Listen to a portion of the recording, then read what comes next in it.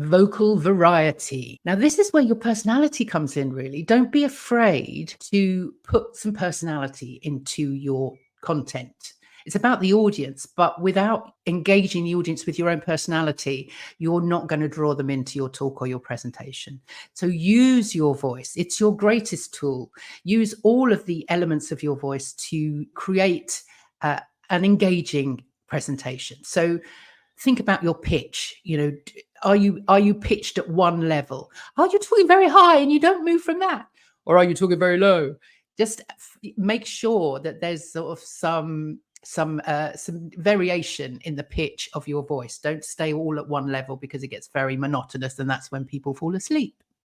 And also think about your tone. Your tone is really how you say what you're saying. Are you wanting to be authoritative? Are you wanting to be inspirational? Are you wanting to be passionate? There's sort of areas in the voice. Again, it's the 5 elements of your voice that I got from a TED talk by a lady called Barbara McAfee.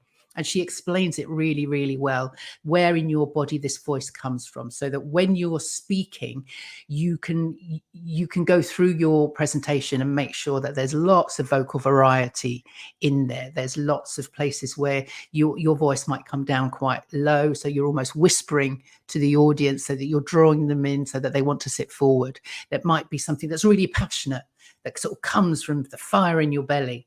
It might be something that you're speaking from your heart. You want to be warm and flowing. So have a think about where that voice comes from. What is it, the tone that you're trying to speak with at certain points in your presentation? And if you can go through your talk and pick out those bits where you might be able to add a little bit of variety in your speech patterns to add that vocal variety and really engage your audience with your voice.